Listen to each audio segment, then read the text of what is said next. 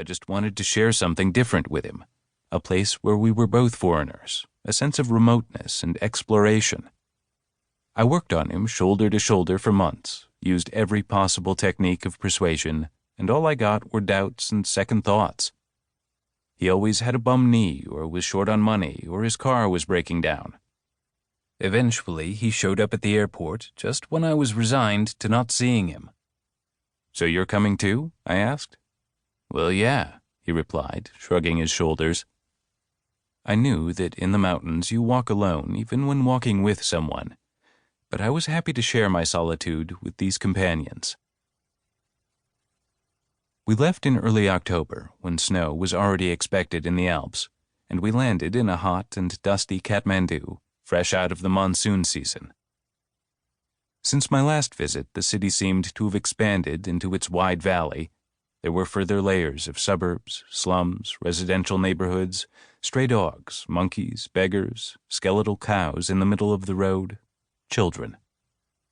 The Hindu and Buddhist temples in Durbar Square had been damaged or completely destroyed by the earthquake 2 years before, with rubble strewn around the wooden struts holding up the walls that were still standing. Large billboards announced that the Chinese government was taking care of the reconstruction. China? What was China doing in Nepal's most important square? From home, I had brought a fever that increased my confusion, and when a woman convinced me to buy powdered milk for her baby, I let her and her accomplice rob me of all my rupees. In the alleys, butchers displayed dark red ribs, bleeding goats' heads. In the little street corner shrines, devotees left flowers and fruit to decompose. At one of the second-hand shops in Tamil, the tourist district where Western groups leave for Mount Everest or come in search of the Beatles' Kathmandu, we bought the last things we needed for the expedition: windbreakers, sweaters, boots piled up on the benches, all the stuff that trekkers give to their porters when they see them at high altitude with short-sleeve shirts and flip-flops, which the porters resell as soon as they come back down to the valley. We wandered through dust, hands, sweaty bodies, horns, and rotting garbage in the gutters, yet there was something about that city that never ceased to enchant me. The best bars were on the rooftops, from where you appeared to rise above humanity's misery. As we talked about the journey in front of a few beers, we always wound up looking north. From Kathmandu you can't see the Himalayas, only the hills and clouds that envelop the valley, but we could imagine them with trepidation. After a while, as happens in Nepal, the sensation of wasting time becomes one of adapting to a different flow of time. It's only when you surrender that you enter the right spirit for the journey. Then, one morning, the permits to enter Dolpo arrived. We could finally leave for the mountains.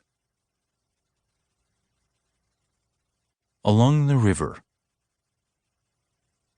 On the small airplane heading north, facing the Himalayas which emerged from the dense tropical clouds, I remembered a book received at 9 or so from my father's hands on a day spent home with fever. It was called The Most Beautiful Mountains and Most Famous Climbs. On the cover was Monte Rosa, my first and only so far. I had already tasted its rock and ice in the summer, but by winter the mountain had become a distant memory. So I spent long hours in bed with that book of color photos to cure myself of the flu and nostalgia. I looked at the profiles of Everest, K2, and Nanga Parbat. I read about the men who had climbed them. I learned names and altitudes with the doggedness of a child for whom memorizing is a magical act that offers the illusion of possession. I dreamed of becoming a mountaineer then, reading about Messner and Bonatti as if they were Stevenson and Verne, and Tibet and Nepal were secret kingdoms, treasure islands. 30 years later, I still knew the shape of Dholagiri, the westernmost of Nepal's 8,000-meter peaks. The airplane flew below it, grazing the puffs of clouds lit by the sun, and left it to the east. Other dark peaks emerged in front of us, a chain of them at about 5,000 meters. As we had hoped, the fog stopped against that wall. Then, under the propellers, I began to observe sharp ridges, gorges that dropped into the morning shadows, gullies dug by landslides in the rainy season. I looked at